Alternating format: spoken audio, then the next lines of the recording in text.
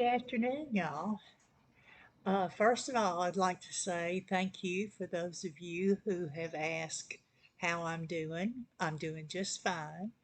Um, I get quiet every so often. It doesn't mean there's anything wrong. I'm fine. I'm sitting down just 'cause I feel like it. And I wanted to share my grocery order with you. And the total today was 61.30. Now, if I buy groceries once a week, I shouldn't spend more than $75. My grocery budget for the month is $300, so that would be $75 a week. And so I try not to spend that. And I went to once a week grocery shopping so that I could take advantage of any sale items. Last week I think I told you that I have never been good about getting things because they were on sale. Of course, I would buy sale items, but that was not my focus. So I'm going to share with you what I bought, and I think maybe we'll have a little chit chat afterwards. Everybody seems to like to chit chat. So I'll start off with Kroger buns. I thought maybe I would have hamburgers, but the 85/15 ground beef I wanted, they didn't have. So I won't be having burgers this week. Uh, then I bought Kroger wheat bread. It was $1.99, and those buns were $1.67. Uh, last week I bought the really nice wheat bread, and it was good, but it seemed to bother my stomach. I don't know why. Bread is bread, wheat, you know. Um, it may have been because it was whole grain, although because I grind my own wheat berries, I know that it's not whole wheat. Because the whole wheat that you buy in the grocery store, it has had the wheat germ and the endiosperm, whatever is taken out so that the bread doesn't spoil on the shelf. Okay, I got 2 cans of no salt green beans. They were 89 cents. That's what I usually pay. Uh, I got a can of no salt diced tomatoes. They were $1. And I bought 2 cans of this soup, uh, cream of mushroom and cream of celery. They were 99 cents each. They were on sale, buy 5 items and you get the sale price. They're usually, I think, $1.89. Ooh, that seems awfully high for soup. Uh, and then I got a 4-pound bag of sugar, granulated sugar. It was $3.29. Uh, Heavy whipping cream. I got a quart. It was $5.99. I got 3 yellow squash. They were $1.80. 1 beefsteak tomato, $1.21. And I found that I go ahead and slice my tomato, for sandwiches. And I don't really have anything to make sandwiches other than, like cheddar cheese. But it seems to last longer. I slice it and put it in a little glass container, and it lasts me long. And then I don't waste the tomato because I think, oh, I don't want to to just get one slice for a sandwich. Crazy. So I just go ahead and slice the whole thing, and then if I don't have a sandwich, I can have a slice for breakfast or something. So that was my little trick to myself to eat the tomato. And then asparagus, $1.85. And I think I might have some more scrambled eggs with asparagus. I really like that. I like the flavor of the asparagus and the eggs together.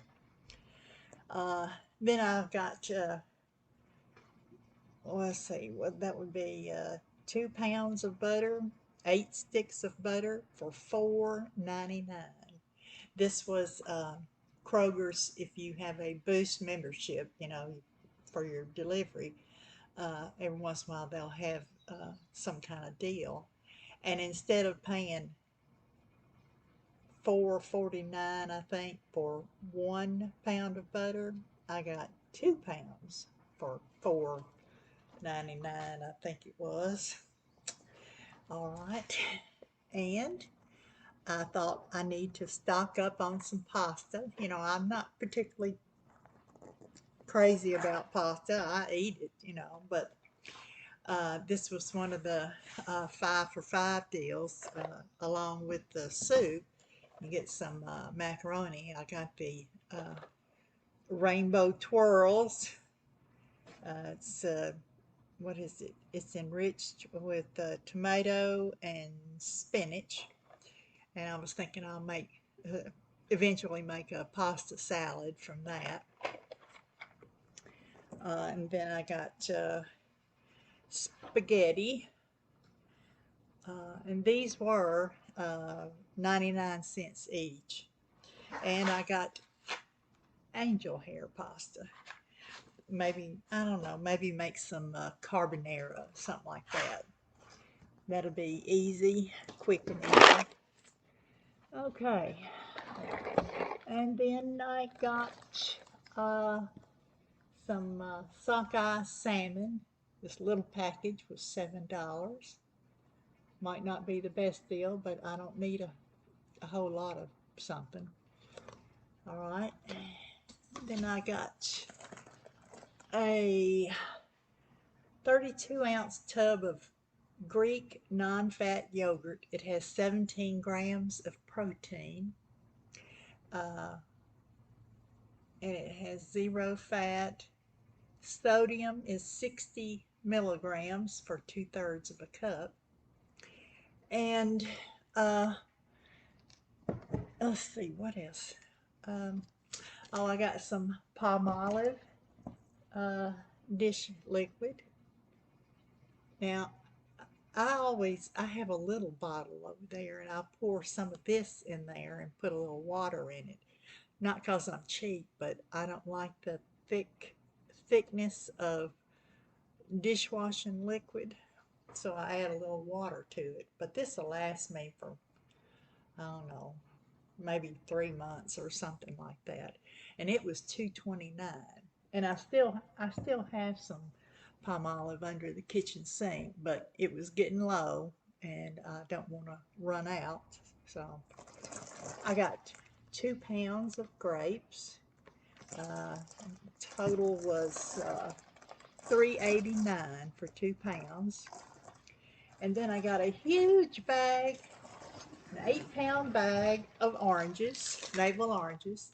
There are 13 oranges in here, and it was $4.99 or $5. So that's like 38 cents an orange. And I didn't buy bananas this week because I still have some, and I need to eat them or use them for something. And I thought I don't need to buy more than what I'm going to eat. Next week will be here soon. I can get some bananas. And let me move this out of the way. Now, I did make the other day. I made some. I was wanting some kind of bread. I had run out of bread. I didn't have any kind of bread to eat. And of course, I can always make cornbread, but I didn't want that either. I wanted something on the sweet side. So I thought I would try out a basic muffin mix recipe that I found somewhere, maybe on the internet or in a cookbook. I don't really know. I didn't write it down. But the basic muffin mix is 2 cups of all-purpose flour, a half a cup of sugar, 2 teaspoons of baking powder, a half a teaspoon of salt, 3/4 cup of milk, a half a cup of unsalted melted butter, 2 large eggs, and 2 tablespoons of coarse salt, salt, coarse sugar. I guess that's if you want to make a like a crumble on top. And I don't enjoy eating muffins with crumble toppings because when you bite into them, all that stuff kind of just falls off everywhere. I don't like the messiness of it.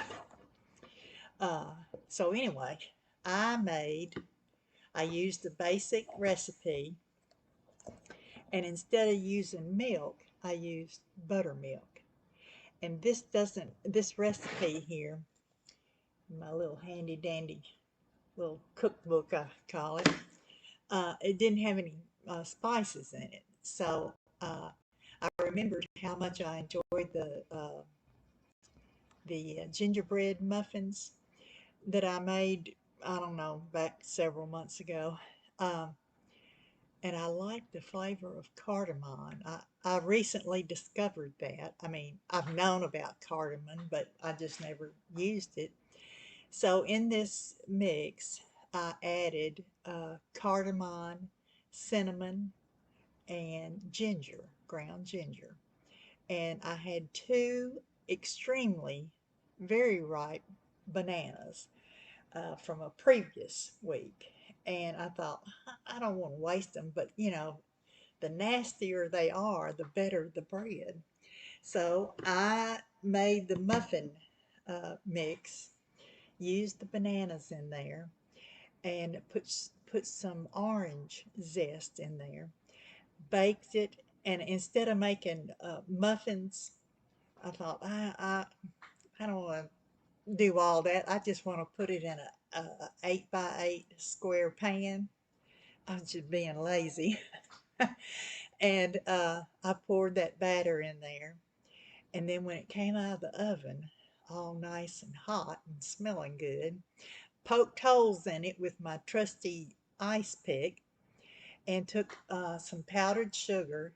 I juiced half of an orange, and it made a lot of juice. It was probably, I don't know, uh, uh, maybe a third of a cup of juice, and poured it over the powdered sugar, mixed it up, and it looked like juice more so than a little juice and powdered sugar. And I poured it over that uh, cake or muffin mix or whatever. It was so good. It was really good. I can't believe there's still some left. But uh, the texture was good. The flavor was good. Uh, it it it's not too dry, especially with all that uh, orange juice on there. It was just really good. Mm, it's still good. I've had some for breakfast, mm, afternoon snack, and I try not to eat it at night, you know, because of the sugar.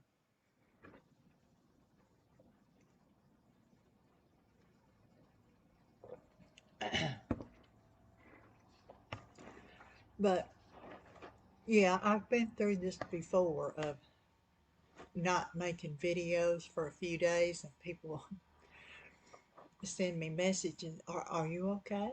Are you doing okay? Yes, I'm fine. I just get quiet sometimes. I've always done that. And people that know me personally and know me real well will ask me, is something wrong? So, no. My husband used to ask me that. What's wrong? Nothing. I'm just quiet. You know, I guess I need time to collect my thoughts about something, or I don't know why I do it, but I do, and I'm fine. And I do appreciate y'all, you know, sending me messages hoping that I'm doing all right. But yes, I'm fine.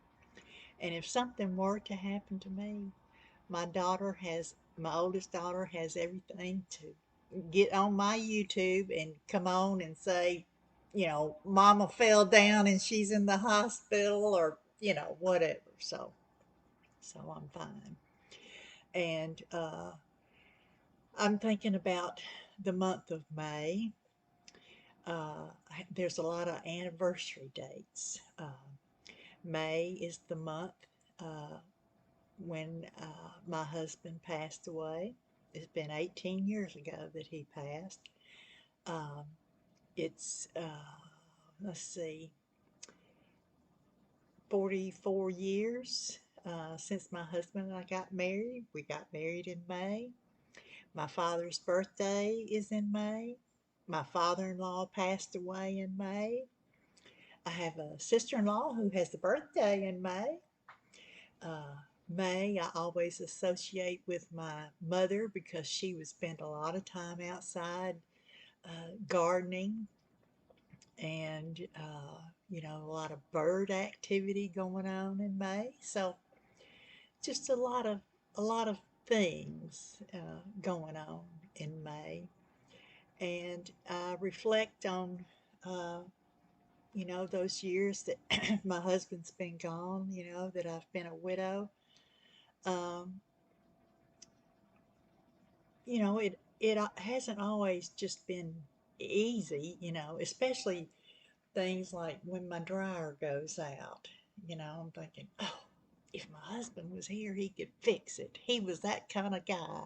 He could fix the dryer, he could fix the car, uh, he could build things. He and his daddy had built some houses together, and, he was a good provider. Uh, he could hunt, he liked to hunt, he liked to fish. Um, you know, he could build things. If like my deck needs to be something done to it. He'd already had it fixed. He was just that kind of person. And I also realized I always thought I was the social butterfly. You know, but I think it was my husband, because when I married him, we were always going somewhere and doing something. Now, he was a shy kind of person. We go to a party, and it usually uh, was a party given by one of my friends, and I would go in and say hi to everybody and how you doing and hugs and all that, and I would end up leaving him at the front door. And he told me one time, he said, "Don't do that to me. Don't just leave me." And I thought, oh, okay, you know, because he felt uncomfortable around the people that he didn't know. Of course, that makes sense, but I don't meet a stranger, so it seems strange to me. But you know, uh, I thought, well, okay, I'll I'll be there for him. Uh, but after he started bluegrassing, it just changed everything. He'd get up on stage. He'd play in local bands. And people come up afterwards and say, "Oh, I like your music. You play really good," or whatever. And so he had to talk to people. It wasn't that he couldn't talk to people, but he just he just didn't like being in big crowds and everything. But that changed when he started bluegrassing, and I enjoyed it because he would leave the house to go to band practice or something like that, and I'd have a little time to myself. I was always trying to get him to get out and go see your buddies. You don't have to stay here with me. I'll be fine. So he would go off, go fishing with one of his buddies, or uh, I remember one time he had was working on a truck, and one of the fellas that he worked with came over, and they worked on that truck all day. And so they were outside all day, and I made some lunch for them. You know, they came in and ate lunch and then went back outside to work on the truck or tractor or whatever it was. Uh, but I always encouraged him to get out and go and do, because if he was out doing something, you know, with his buddies, that meant I had a little time to myself. Now, I had plenty of time during the day because uh, during our married life, he was the one working outside the home, and I was at home being the housewife and mother, taking care of things at home, you know. And he would take care of everything that was outside, you know, cutting the grass or trimming a tree or whatever, and I did things in the house. And um, so, you know, it was a give and take marriage. It was good, and I remember when we bought our first home, he had said that he wanted to buy me a home. He said because I never asked for anything, because I was low maintenance. I never, I wasn't asking him for diamonds or a brand new car or anything like that. We lived in a duplex for 13 years. The first 13 years of our marriage, we lived in a little duplex. It was probably maybe 600 or 700 square feet. And when we left there, we had two children. And when we moved into our home, it was like moving into a mansion, because the house was, I don't know, it was 22 or 2,500 square feet. It just felt huge. And, but he did that because he said, I never asked for anything. If it had been up to me, we'd have probably, I'd probably still be living in that little duplex. And I know the fellas at work would say, what are you getting your wife for Valentine's? And he'd say, nothing. Now he'd buy me a card or bring home some flowers or something like that. But they were talking about buying expensive jewelry, for their wives and everything, and they'd tell him, she's gonna be mad at you if you don't get her something. And he said, well, no, she's not like that.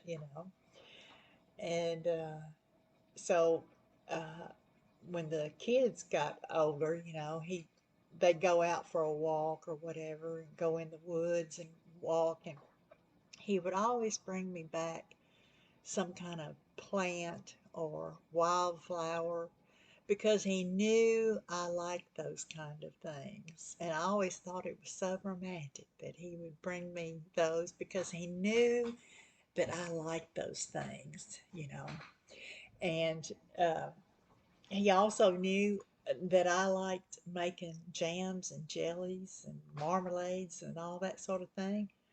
And he and my son, when my son was, mm, I don't know, maybe 8 years old or something like that, they went out in the woods and picked wild cherries. They had one of those 1 gallon ice cream buckets and filled it up with wild cherries and brought them home. And I didn't know he was going to do that. And he brought them home and he helped me to pit those things, because they're mostly pit, because they're just little tiny uh, cherries. And I was able to make wild cherry jelly, and it tasted so good. I got, I think, 12 of the little, what are those, uh, half pint, or maybe, no, not that much, the little 4 ounce jars. And I was able to give those as Christmas gifts. But I just enjoyed doing that sort of thing. I didn't have to have what everybody else had. I didn't, not because I didn't think I deserved those things, but it was not what I desired. I wanted to be at home. cooking and baking. Uh, I felt comfortable doing that. I never felt bad about being a wife and a mother. I never had any conflict about that. And of course, that meant we sacrificed things. I think one time during our 26 years of being married, we had one new vehicle. And my husband said, I'll never do that again. So we always had a used vehicle. We didn't have extra things like boats to go out on the river or, uh, a lot of times we did have at first we didn't have second cars, but, as he progressed in his work and that sort of thing, we were able to afford, a second car. But for many years, we only had the one car. So if I had to take the kids to the doctor or whatever, get those kids up early in the morning, take my husband to work, go about my day, do the doctor visits or whatever, and go and pick daddy up from work. We just made it work. You can do without a lot of things. You don't have to constantly be keeping up with the Joneses, and so I never felt um, that need. I was happy at home, and I'm still happy at home. I, I tell you, I get my cat litter. I order it from Amazon, and I kept thinking, I wonder if they've sent that. Of course I can go and look on Amazon to see that it's been delivered. But I tend not to do that. And I said, I wonder if it's been delivered. It's supposed to be delivered the first of the month. Well, today I knew I was getting my grocery order, and I always leave a little cash tip. And I opened the door, and there that cat litter was, right there on the front steps. Uh, now, and that was delivered on the first. That means I haven't opened the front door in what today is the 6th. I hadn't opened the front door in 5 days. Now, what does that say? Do I feel depressed? No, I don't think I'm depressed. Uh, if I need to go somewhere, I'll call my daughter and borrow her car because I need to get my truck fixed. Just lazy and hadn't done it. Uh, but I don't really need to go anywhere. And uh, I don't know. I don't know why that is. I was talking to my sister yesterday, and we talked about that. And I said, "Yeah, I'm doing fine. I feel content. I don't feel depressed. I don't feel like crying. I don't feel lonely. Uh, and I keep a check on that because, elderly people, and I'm elderly, although I don't feel like I'm elderly, uh, can get lonely and not have anybody to talk to for long periods of time, or nobody's checking on them, or whatever. My son-in-law comes down here and changes out my cat boxes, and uh, I talk to the children every now and then, and uh, my sister and I talk on the phone, and it's uh, and we decided that um, it had to do with the fact that we were brought up in the country, and we were happy with that, happy and content with that. We didn't go a lot of places when we grew up. Uh, we would go to church on Sundays, go to church on Wednesday nights, Sunday night, uh, and and then be at home. Now, of course, we would go to school and you know see everybody and everything, but that was just the lifestyle that we had. And one of our cousins, she recounted the story of how she had come out here to stay with us for a few days or a week or something. And she came out here. Now she grew up in the city, and she said, "Well, what are we going to do today?" And we said, "Well, I don't know. Go outside and play." She was wanting to go somewhere and do something, go to the movies or go to the mall or something like that. And she talked our grandfather, who lived with us, talked him into taking everybody to the movies while my mother was asleep because she worked third shift at night. And she wasn't happy to find that out that my cousin had talked my grandfather and taken everybody to the movies or the mall or wherever he took them.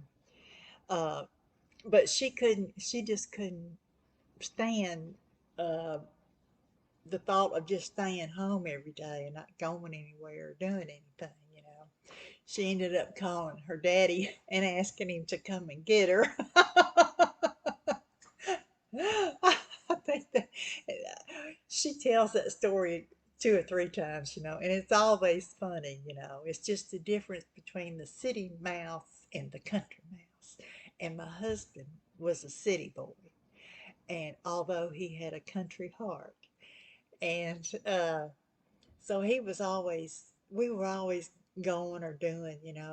We first got married, and he would say, "Let's go to town and get some ice cream." And I think, what? Why do we want to do that? Just wait until grocery day, gets ice cream, and then you have it at home. But don't make an extra trip. Um, and so those kind of lessons, I guess, just always they stick with you, the way you're raised, I guess. And nothing wrong with him being a city boy and me being a country girl. It just that's just how it is. Everybody brings different things into the marriage. So I always thought it was strange just to go to town just to get ice cream. That just, because going to town for us meant like a 20-minute drive, which is not a long way, but why would you waste gas going to get ice cream? So anyway, well, uh, thank y'all for coming by. Uh, Thank you for leaving comments. Thank you for asking how I'm doing. I'm doing just fine. And when I feel like making a video, I make a video. Now, I don't make videos just because YouTube thinks I've got to make them, or when when my mojo's not going, and I think, I don't feel like putting my teeth in today, or I don't feel like getting dressed. I don't feel like brushing my hair. Uh, so I don't make a video. But just know that I'm doing fine and that I appreciate your comments. And so, no need to worry. I'm fine. So, y'all have a good afternoon, a good day, a good evening. And please remember to be kind to someone. Someone needs your kindness today. Bye.